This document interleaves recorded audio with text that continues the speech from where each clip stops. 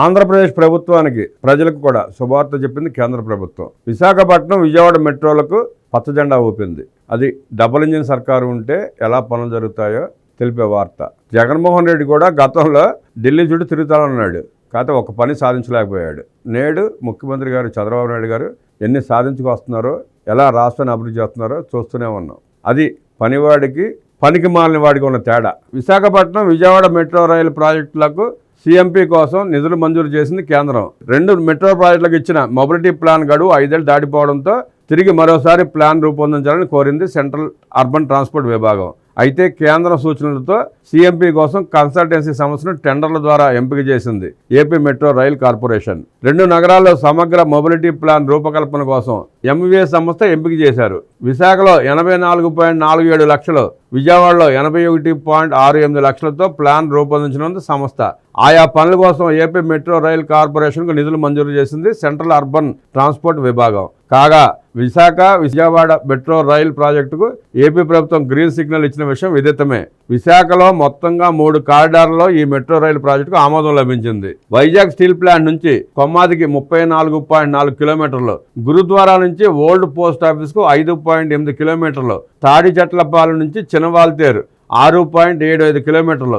ఈ 3 లైన్లు ఫేజ్ 1 గాను, కొమ్మాది నుంచి భోగాపురం వరకు 30.67 కిలోమీటర్లు రెండవ ఫేజ్లను పూర్తి చేయడానికి ప్రభుత్వం ఉత్తర్వులు జారీ చేసింది. మొత్తం 76.9 కిలోమీటర్ల మెట్రో రైలు ప్రాజెక్టుకు గ్రీన్ సిగ్నల్ ఇచ్చింది ఆంధ్రప్రదేశ్ ప్రభుత్వం. ఇక విజయవాడలో 66.15 కిలోమీటర్ల నిడివితో మెట్రో రైలు ప్రాజెక్టు రాబోతోంది. మొదటి ఫేజ్లో 38.4 కిలోమీటర్లు, రెండవ ఫేజ్లో 27.75 కిలోమీటర్ల మెట్రో రైలు నిర్మాణం చేపట్టనున్నారు. ఇక మొదటి ఫేజ్లో 1152 కోట్ల రూపాయలతో భూసేకరణ చేయనుండగా 11,009 కోట్లతో మెట్రో రైలు నిర్మాణం చేపట్టనున్నారు.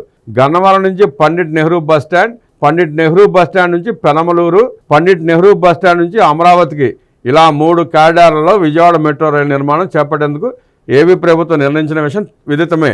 మెట్రో రైలు కూడా సాధించుకొచ్చారు. గత 5 ఏళ్లలో జగన్మోహన్ రెడ్డి నాశనం చేసి పక్కన పడేస్తే చంద్రబాబు నాయుడు గారు ఆ 2 కూడా సాధించారు. తోటపల్లి ఆధునీకరణ పనుల పునః పరిశీలన, కొత్త అంచనాలు సిద్ధం చేస్తాం అసెంబ్లీలో మంత్రి రామానాయుడు. ఉత్తరాంధ్రలోని తోటపల్లి ప్రాజెక్టుకు ఆధునీకరణ పనులకు సంబంధించి పునఃపరిశీలన చేస్తామని జలవనరుల శాఖ మంత్రి నిమ్మల రామానాయుడు తెలిపారు. అసెంబ్లీలో ఆ ప్రాంత ఎమ్మెల్యేలు అడిగిన ప్రశ్నలకు మంత్రి సమాధానం చెప్పారు. పాలకొండ, రాజాం, కురుపాం నియోజకవర్గాలకు నీరందించే ఆశయంతో నాగావళి నదిపై తోటపల్లి వద్ద ఈ ప్రాజెక్టు నిర్మించి శతాబ్ద కాలం గడిచిపోయినందున ముఖ్య నిర్మాణాలు, అనుబంధ కాలువలు శిథిలావస్థకు చేరిపోయాయి. తోటపల్లి ఆయకట్టు రైతుల అగచాట్లను దృష్టిలో పెట్టుకుని 2018లో అప్పటి తెలుగుదేశం ప్రభుత్వం తోటపల్లి కుడి ఎడమ కాలువల ఆధునీకరణ పనులకు 195 కోట్లు కేటాయించి పనులను కాంట్రాక్టర్ అప్పగించింది. 41.66 కోట్ల విలువైన 22% పనులు పూర్తి చేసినట్టు నిమ్మల స్పష్టం చేశారు. దురదృష్టవశాత్తు 2019లో వచ్చిన దుర్మార్గపు వైసీపీ ప్రభుత్వం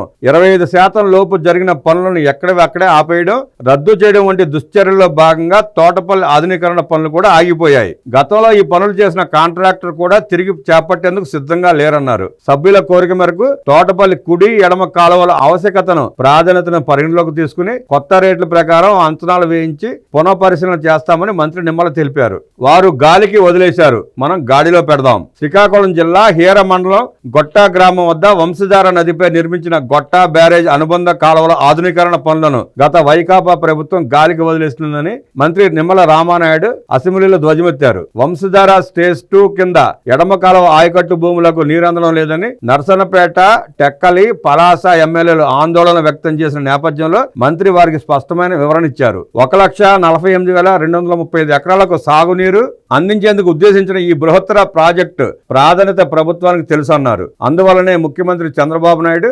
2018లో గొట్టా బ్యారేజ్ కాలువల ఆధునీకరణకు 676 కోట్ల రూపాయలతో అంచనాలు తయారు చేయించారని చెప్పారు. ప్రతిపాదన కార్యరూపం దాల్చే స్థాయిలో కొత్తగా వచ్చిన అరాచక వైకాపా ప్రభుత్వం వాటిని గాలికి వదిలేసిందని మంత్రి విమర్శించారు. వంశధార స్టేజ్ 2లో కుడి కాలువ కొంతవరకు పర్వాలేదు. 48 ఏళ్ల కిందట నిర్మించిన ఎడమ కాలువ రాతి కట్టడాలు షట్టర్లు పూర్తిగా దెబ్బతినడంతో అనుకున్న స్థాయిలో ఆయకట్టు రైతులకు నీరు అందడం లేదు. 2481 క్యూసెక్ల ప్రవాహ సామర్థ్యం ఉన్న ఎడమ కాలువ ద్వారా ప్రస్తుతం 1800 నుండి 1900 క్యూసెక్లు మాత్రమే ప్రవహిస్తున్నట్లు మంత్రి వివరించారు. దీనికి తోడు ఎడమ కాలువపై 24 లిఫ్ట్లు ఉండడం వల్ల వాటికి మరో 360 క్యూసెక్ల నీరు వెళుతోంది.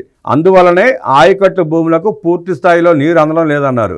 ఆయకట్టు రైతుల అగచాట్లను, సమస్య తీవ్రతను ప్రభుత్వం గుర్తించింది. అందులో భాగంగానే వంశధార స్టేజ్ 2 ఎడమ కాలువ పూడిక తీయడం, గట్లు పటిష్టపరచడం, షట్టర్లు తదితర ఇతర నిర్మాణాలు ఆధునీకరించడం వంటి పనులన్నిటికీ ప్రతిపాదనలు తయారు చేసి ప్రభుత్వానికి నివేదిస్తామన్నారు. అత్యవసర ప్రాతిపదికన చేపట్టాల్సిందిగా కోరతామన్నారు. అలాగే గొట్టా బ్యారేజ్ ఆధునీకరణకు కూడా 16 కోట్ల వ్యయం కాగల ప్రతిపాదన ఇప్పటికే ప్రభుత్వానికి సమర్పించి పరిపాలన ఆమోదం కోసం చూస్తున్నామని మంత్రి రామానాయుడు వివరించారు.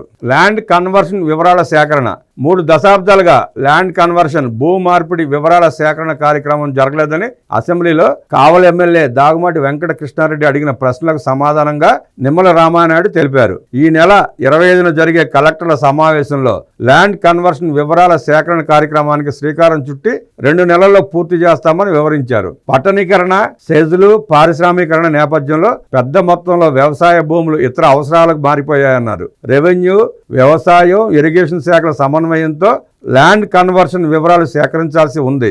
ఈ లెక్కలు తేలిన తర్వాత కన్వర్షన్ అయిన భూములను ఆయకట్టు పరిధి భూముల నుంచి తొలగిస్తామని మంత్రి రామానాయుడు స్పష్టమైన సమాధానం ఇచ్చారు. రాష్ట్రంలో మొత్తం 4 కోట్ల ఎకరాల భూ విస్తరణలో 2 కోట్ల ఎకరాల విస్తీర్ణం మాత్రమే సాగుకు అనువైనదిగా ఆయన పేర్కొన్నారు. ఈ 2 కోట్ల ఎకరాల్లో ప్రస్తుతం 1,06,00,000 ఎకరాలకు సాగునీరు అందిస్తున్నట్లు అనుబంధ ప్రశ్నలకు సమాధానంగా చెప్పారు. కూటమి ప్రభుత్వం అధికారంలోకి వచ్చాక వివిధ దశల్లో ఉన్న అన్ని నీటి వనరులను సమీకరించుకుని కొత్తగా 43.598 లక్షల ఎకరాలకు నీరు ఇవ్వబోతున్నట్లు చెప్పారు. భవిష్యత్తులో మరో 48.612 లక్షల ఎకరాలకు నీరు అందించేందుకు ప్రతిపాదనలు, ప్రణాళికలు సిద్ధం చేసుకుని ముందుకెళ్తున్నట్లు మంత్రి రామానాయుడు వివరించారు. పోలవరం బనకచర్ల డిపిఆర్ తయారీ సందర్భంలో సభ్యుడు ప్రత్తిపాటి పుల్లారావు సూచనలు పరిగణలోకి తీసుకుంటామని మంత్రి హామీ ఇచ్చారు. సాగర్ ఆయకట్టు కాలువల పూడికి తీత, కలుపు తొలగింపు తదితర పనులు కూడా O&M పనుల్లో భాగంగా చేస్తామన్నారు. గత 5 ఏళ్ల పాలనలో O&M పద్దు కింద నిధులు కేటాయించకపోవడం వల్లనే ఈ దుస్థితి దాపురించిందని, వచ్చే వేసవి నుంచి ఈ పరిస్థితిని చక్కదిద్దుతామని మంత్రి రామానాయుడు తెలిపారు.